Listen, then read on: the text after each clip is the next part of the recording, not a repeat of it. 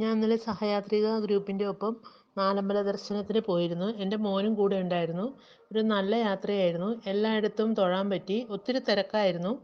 പിന്നെ കൂടെ ഉണ്ടായിരുന്ന ചേട്ടന്മാരും മറ്റെല്ലാവരും ഒത്തിരി പോയി അമ്പലങ്ങളിൽ പോയിട്ട് വരുന്നവരെ എല്ലാവരെയും വെയിറ്റ് ചെയ്യുകയും എല്ലാവരും ഒപ്പം എല്ലാം ചെയ്യുകയൊക്കെ ചെയ്തു. പിന്നെ എല്ലായിടത്തും പോയി എല്ലാ സാധനങ്ങളും മേടിക്കാനും അമ്പലത്തിൽ വഴിപാട് കഴിക്കാനും ഒക്കെ പറ്റി. എല്ലാം കൊണ്ടും ഒരു നല്ല യാത്രയായിരുന്നു. എനിക്ക് എൻ്റെ മോനെ ഒത്തിരി ഇഷ്ടമായി.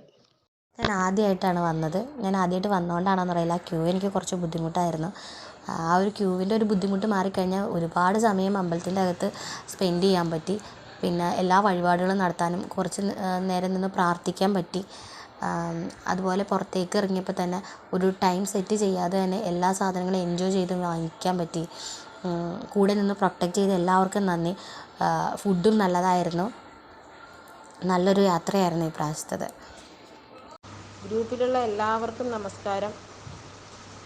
ഞങ്ങളും പോയിട്ടുണ്ടായിരുന്നു നാലമ്പല ദർശനത്തിനായിട്ട്. ഞാനും എൻ്റെ നാത്തൂൻ ചേച്ചിയും ഒരു കൊച്ചും ഉണ്ടായിരുന്നു.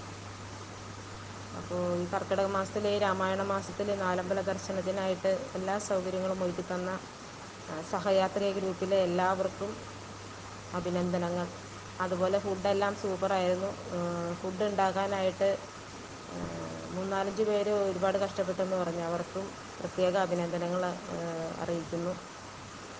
പിന്നെ നമ്മുടെ ബിജു ഇന്നലെ രാവിലെ മുതൽ മഴ നനയണതാണ്.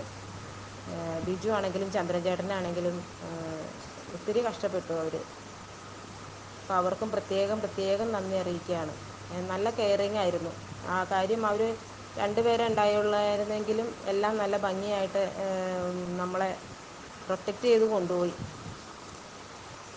പിന്നെ എല്ലാ രീതിയിലും നല്ല ഒരു യാത്രയായിരുന്നു. പിന്നെ നമുക്ക് ക്യൂവിൽ നിന്നപ്പോഴാണെങ്കിലും ഭഗവാന്റെ അനുഗ്രഹം കൊണ്ടായിരിക്കാം ആർക്കും ഒരു ബുദ്ധിമുട്ടുകളൊന്നും വന്നില്ല. ഒരു വെള്ളം കുടിക്കാൻ ദാഹിക്കുകയോ അല്ലെങ്കിൽ ഒരു കാല് വേദന എടുക്കുകയോ അങ്ങനെയുള്ളൊരു ബുദ്ധിമുട്ടുകളൊന്നും ഉണ്ടായില്ല. എല്ലാം കൊണ്ടും നല്ല ഒരു ഇതായിരുന്നു. പിന്നെ ഷീജയുടെ ഒരു പോരായ്ക ഉണ്ടായിരുന്നു. ഷീജയ്ക്ക് വരാൻ പറ്റിയില്ല. അടുത്ത പ്രാവശ്യം നമുക്ക് പോകാം, അടിപൊളിയായിട്ട് പോകാം, വിഷമിക്കണ്ട. ഇനിയും ഇതുപോലെയുള്ള ടൂറുകളൊക്കെ സംഘടിപ്പിക്കാൻ ദൈവം അനുഗ്രഹിക്കട്ടെ. പിന്നെ ഗ്രൂപ്പിൽ ഒരുപാട് പേരുണ്ടെന്ന് പറയുന്നുണ്ട്. പക്ഷേ നമ്മുടെ മുരളീനെയൊന്നും ഇതിനകത്തേക്ക് കണ്ടില്ല. ഒരു വോയിസ് പോലും മുരളി ഇടണില്ല. എന്താ പറ്റിയെന്നറിയില്ല. ഗ്രൂപ്പ് മുന്നോട്ട് പോകണമെങ്കിൽ എല്ലാവരുടെയും